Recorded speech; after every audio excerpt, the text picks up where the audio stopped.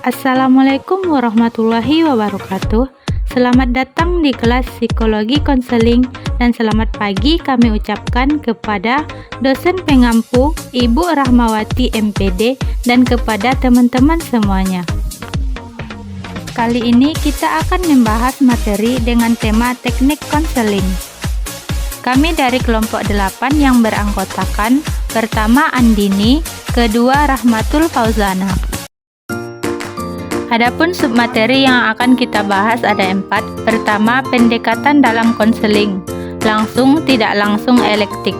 Yang kedua, e-konseling. Yang ketiga, jenis teknologi dalam konseling online. Yang keempat, kelebihan dan kelemahan e-konseling. Pertama, pendekatan dalam konseling langsung, tidak langsung, dan elektik. Yang A, pendekatan langsung disebut juga sebagai pendekatan yang berpusat pada konselor untuk menunjukkan bahwa dalam interaksi ini, konselor lebih banyak berperan untuk menentukan sesuatu. Pendekatan langsung bisa diberikan secara langsung dalam berbagai cara setelah konselor meyakinkan ada dasar teori yang mantap untuk memberikan sesuatu secara seketika. Yang kedua yaitu pendekatan tidak langsung, disebut juga dengan pendekatan terpusat oleh klien. Dengan tokoh Carl Rogers dalam perkembangannya, pendekatan ini mengalami perubahan menjadi person-centered approach yang menitikberatkan peran konselor sebagai pendengar atau memberikan dorongan kepada klien. Yang ketiga, pendekatan elektik. Sebagaimana telah diuraikan pada bagian sebelumnya, bahwa baik pendekatan langsung maupun tidak langsung memiliki berbagai keterbatasan jika digunakan sebagai pendekatan tunggal dalam kegiatan konseling.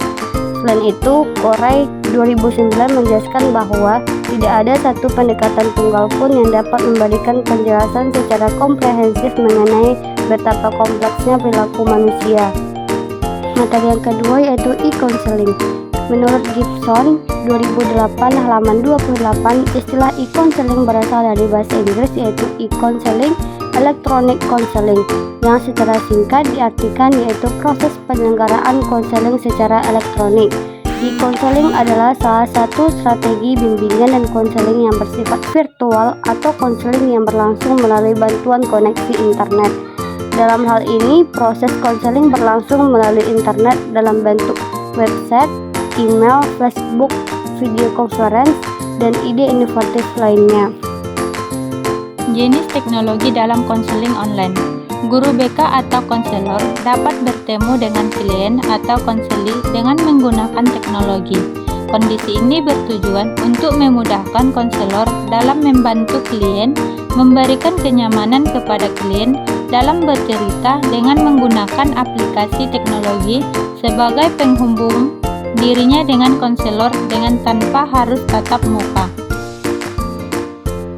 Adapun jenis-jenisnya yaitu pertama, website atau situs.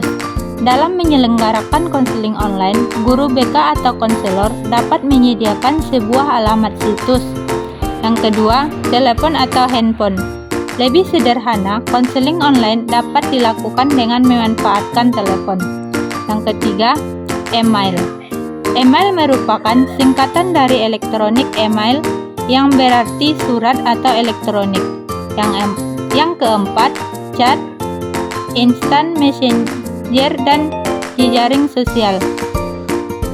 Chat dapat diartikan sebagai obrolan, namun dalam dunia internal, istilah ini merujuk pada kegiatan komunikasi melalui sarana beberapa baris tulisan singkat yang diketik melalui keyboard. Video conference atau dalam bahasa Indonesia disebut video konferensi atau pertemuan melalui video. Kelebihan dan kelemahan e-counseling. Kelebihan yang pertama dapat menghemat waktu. Kedua, sekolah atau perguruan tinggi yang menjalankan e-counseling sudah tentunya memiliki nilai kelebihan dalam aspek strategi layanan bimbingan dan konseling berbasis teknologi. Yang ketiga, layanan konseling dapat berlangsung di luar jam sekolah maupun di sekolah. 4. Dapat meningkatkan kualitas konselor dan siswa terutama dalam penguasaan teknologi khususnya internet dan komputer di zaman yang semakin berkembang. 5. Bagi mereka yang belum mengenal internet, dengan adanya spesialisasi konseling, maka konselor yang masih awam akan bisa mempelajarinya. Adapun kelemahan e-konseling yang pertama, biaya awal untuk mempersiapkan sifar konseling yang cukup besar seperti komputer dan aplikasinya, internet dan perangkatnya. Kedua, profesionalitas kemampuan konselor dalam penguasaan teknologi. 3. Tinggi rendah sinyal internet. 4. Upaya manajemen strategi layanan. Yang kelima, keikhlasan konselor untuk memberikan layanan secara non-formal. Dari